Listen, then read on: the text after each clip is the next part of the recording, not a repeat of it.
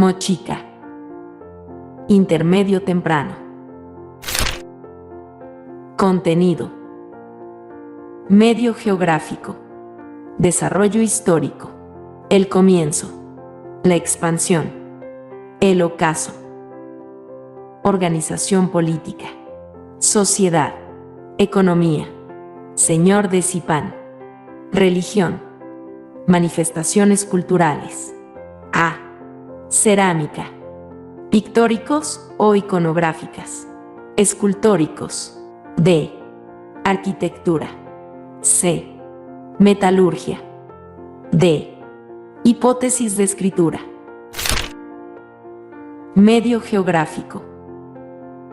Fue descubierta por Max Zülle, quien la denominó Proto-Chimú. Posteriormente, Julio Cetello, basado en el estudio del idioma Mochic, que hablaron los antiguos pobladores de la costa norte del Perú, la denominaría Mochica. Los Moche o Mochica habitaron la costa norte del Perú durante el Intermedio Temprano, ocupando los valles de Moche, Chicama, Chao y Virú en las regiones de La Libertad y Lambayeque. Su área de expansión fue por el norte hasta el valle de Piura y por el sur hasta el valle de Guarmey, Ancas. Sus asentamientos se ubicaron en la parte baja y media de los valles costeños formados por los ríos que bajan desde la parte occidental de la cordillera de los Andes. Desarrollo histórico. Sus orígenes datan del año 100 y su ocaso se produciría el año 800. En sus inicios, con sus conocimientos, lograron dominar el medio geográfico que ocuparon, lo cual trajo como consecuencia el crecimiento acelerado de la población. Dicha situación creó la necesidad de buscar estrategias para organizar a la población y no decaer ante la falta de alimentos o la invasión de pueblos vecinos. Por ello, los Moche aplicaron tributos a la población, organizaron una sociedad jerarquizada y establecieron una serie de funcionarios para mantener el orden. Debido a esto, organizaron estados independientes en los diversos valles que ocuparon, cada uno con su respectivo centro cultural. Aunque, en determinadas circunstancias establecieron alianzas político-militares. El arqueólogo Rafael Arco Oile, basado en sus estudios de cerámica Moche, realizó una clasificación que coincidiera con las fases de la historia. El comienzo. Moche I, Moche II. Desde el año 100 hasta el 300. Durante este tiempo los Mochica ocuparon los valles comprendidos entre los ríos Moche y Piura. Sus principales centros políticos fueron la Huaca del Sol y la Huaca de la Luna. La expansión. Moche III, Moche IV, abarca hasta el año 600. Durante este periodo florecen los Moche con sus logros artísticos y tecnológicos. Se desarrollaron entre los valles Moche y Chicama al sur y el valle Jequetepeque al norte. El ocaso. Moche V es el periodo de la decadencia, ocurrida el año 800. En esta época realizaron las construcciones de Pampa Grande y Galindo. Su centro ceremonial fue San José de Moro. El colapso de la cultura mochica se habría debido a periodos de sequías prolongadas e inundaciones producidas por el fenómeno de El Niño, lo que produjo una crisis en la producción agrícola. Esta crisis generó una serie de conflictos internos en la sociedad moche. Las poblaciones comenzaron a desconfiar de la capacidad de sus gobernantes para comunicarse con las divinidades, para evitar que sigan mandando catástrofes naturales. Finalmente, se produjo la llegada de los Wari procedentes de la Sierra Sur, los cuales ya habían llegado a la costa central y estaban en proceso de expansión a la costa norte. La periodificación basada en las 5 fases mochica es un tema aún debatible. Fue Rafael Arco Oile quien lo planteó. Organización política. En cada valle que ocuparon organizaron estados independientes. Por ello, podemos decir que nunca existió un estado unificado. Los gobernantes de cada uno de los estados teocrático-militares eran los sacerdotes militares, quienes eran los encargados de la planificación de obras públicas de controlar el excedente de la producción y de organizar las ceremonias religiosas.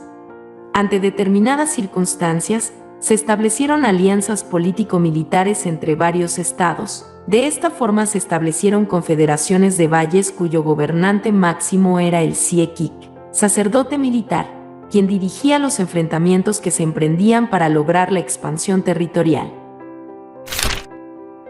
Sociedad. Fue clasista, aristocrática y guerrera. Los grupos sociales que existieron se diferenciaron desde la vestimenta que utilizaron hasta las costumbres que practicaron. En la cúspide de la pirámide social se encontraban los sacerdotes militares, quienes representaban el grupo de poder de cada valle. Este grupo estaba conformado por el Siekik, el gobernante de una confederación de valles. Le seguían los Alaek, jefes de cada uno de los valles y subordinados al Siekik. Los sacerdotes se encargaban de las complicadas ceremonias religiosas y los sacrificios humanos. En la base de esta pirámide social estaba el pueblo, quienes representaron la mayoría de la población.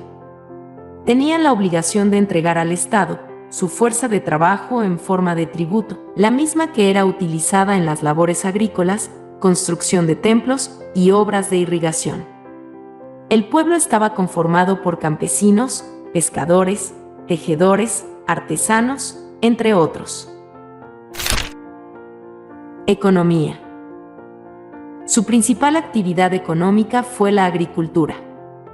Para ello desarrollaron técnicas hidráulicas como canales, acueductos y represas que servían para controlar el agua, muy necesaria para las actividades agrícolas que realizaban.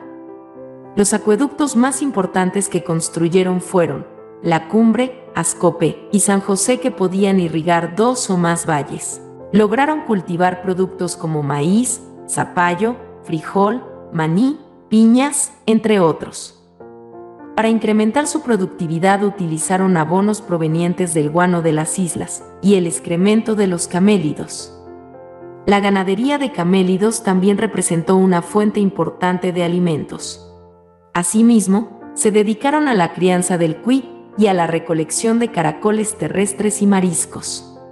También practicaron intercambios de productos con pueblos de regiones distantes como Cajamarca y Ecuador. Esta actividad les permitió obtener metales, piedras preciosas, el mullo o espóndilus y recursos para elaborar su cerámica. Señor de Zipán. Zipán es un pequeño poblado de agricultores pobres. El origen de la población actual se remonta al periodo de expansión de la empresa azucarera Pomalca, en las décadas de 1960 y 1970. Luego de la reforma agraria del general Velasco, la empresa entró en una crisis irreversible, lo que generó desempleo y continuos conflictos sociales. Durante la década de 1980, numerosos pobladores se dedicaron al huaqueo como una actividad económica más.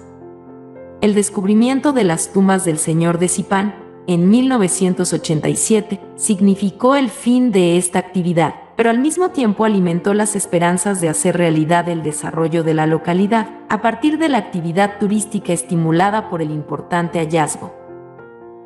Sin embargo, pese a la celebridad mundial de los tesoros de Zipán, la población del lugar sigue tan pobre como cuando la tumba fue descubierta.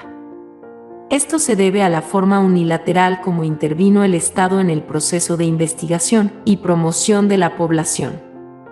No se intentó articular el potencial turístico de los hallazgos con las necesidades materiales de la localidad.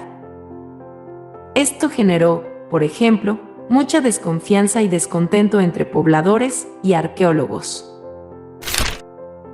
Esta coyuntura se agravó aún más cuando en 1997 se inauguró el Museo de Tumbas Reales en la ciudad de Lambayeque, muy lejos del lugar del hallazgo, para la exhibición de los restos del señor de Zipán y todo su ajuar funerario. Esto provocó protestas y reclamos en la población, que exige hasta hoy el retorno de los tesoros de Zipán a su lugar de origen. Religión. Existió un panteón de divinidades las cuales presentan algunos rasgos de los periodos de influencia del culto felínico de Chavín. Las divinidades estaban relacionadas con el mar, la agricultura y el mundo sobrenatural. Se considera como su principal divinidad a Aya Paek, que significa el hacedor o el degollador, el cual es representado de forma humana, pero con colmillos de felino. Se le acompaña de un tocado semicircular, orejeras, narigueras, sonajeras y cuchillos atados a la cintura. En diversas tumbas moche se encuentran evidencias de individuos sacrificados que acompañaban a personajes principales de los entierros. Así tenemos los siguientes hallazgos. Señor de Zipán, en Huaca Rajada, Walter Alba, 1987. Sacerdotisa. De San José de Moro, Luis Jaime Castillo, 1991. Señora de Cao en el complejo, El brujo en la Huaca Cao Viejo, Régulo Franco, 2006. Algunas tumbas se construyeron en el interior de una estructura de adobe y otras a mucha profundidad de la superficie. En ambos casos, existió la necesidad del acompañamiento de un séquito de personas a los señores y señoras mochicas en la otra vida. Se han encontrado sacrificios diversos con métodos como el degollamiento o el desbarrancamiento desde lo alto de las montañas, como se encontró en la Huaca de la Luna. Este tipo de sacrificio se cree que estuvo asociado a los eventos del fenómeno de El Niño, que afecta la producción agrícola y cuestionaba la sociedad y el poder político. Por ello, podemos decir que los sacrificios servirían para impedir la pérdida del poder. Manifestaciones culturales. Dentro de la sociedad moche, los artesanos jugaron un rol importante debido a que crearon un estilo artístico muy influenciado por la religión. Por ello, en sus diversas manifestaciones artísticas representaron a personajes divinos. Además, elaboraron una variedad de objetos para ser utilizadas por los principales personajes y en las ceremonias religiosas. Las manifestaciones artísticas que desarrollaron están las siguientes. A. Cerámica. Elaboraban ceramios para uso doméstico y ceremonial. Para ello utilizaron moldes. Utilizaron dos colores, el crema y el rojo indio. Por ello se dice que su cerámica fue bícroma. Existieron dos tipos de ceramios: pictóricos o iconográficas. En estos ceramios representaron escenas de su vida cotidiana, caza, combates, rituales y divinidades. Las representaciones son tan detalladas que parecieran un diccionario ilustrado. Escultóricos. Los mochica elaboraron los mejores ceramios escultóricos de forma tridimensional. Entre este tipo de ceramios destacan los huacos retrato. Representaban rostros humanos con distintos estados de ánimo, los huacos eróticos, que representan escenas sexuales de humanos y animales relacionados a la fertilidad o ceremonias del calendario agrícola, y huacos patológicos, en los cuales representaron diversas enfermedades como la uta, el bocio, entre otras. D. Arquitectura. Construyeron centros urbanos ceremoniales formados por plataformas. El material utilizado fue el adobe. Para ello, distintas poblaciones tenían la obligación de entregar adobes al Estado a manera de tributo. Los tipos de construcciones fueron palacios, fortificaciones y pirámides truncas en forma escalonada. En la región de La Libertad se encuentran los principales sitios arqueológicos como Huaca del Sol y Huaca de la Luna, Galindo, Complejo El Brujo, Pacatnamú y San José de Moro. En la región de Lambayeque se encuentran Huaca Rajada y Pampa Grande. En la región Ancas, Nepeña, tenemos el complejo arqueológico de Pañamarca. Las paredes de sus construcciones presentan adornos decorativos de frisos en bajorrelieve y pinturas murales que destacan por su variedad de motivos y su policromía. En la Huaca de la Luna se hallaron pinturas murales que representan la rebelión de los artefactos y a Ayapaec, su principal divinidad, relacionada con los sacrificios humanos. C. Metalurgia. Elaboraron objetos ornamentales, herramientas y armas. Utilizaron oro, plata y cobre, además de obtener una aleación denominada tumbaga, mezcla de los tres anteriores, junto a piedras preciosas como la turquesa. Las técnicas utilizadas para trabajar los metales fueron el laminado, martillado, repujado, alambrado, soldadura, etc. La mayor muestra representativa de su trabajo lo constituyen los objetos encontrados en la tumba del señor de Zipán. D. Hipótesis de escritura. Planteada por Rafael Arco Oile, quien señala la posibilidad de que los moche utilizaran un sistema de escritura de tipo ideográfico denominado payariforme. Se basó en la observación de cerámicas con representaciones de personajes que dialogan y se comunican con el uso de payares. Estos payares se encuentran pintados con diversos puntos, marcas o líneas geométricas que, para el investigador, corresponderían a un código de escritura. Otros investigadores plantean que los payares pintados se utilizaron como objetos rituales, para el intercambio de productos o quizás fichas de adivinación. La Dama de Cao. Es considerada por algunos arqueólogos como la primera mujer gobernante hallada de nuestro periodo antiguo de la historia.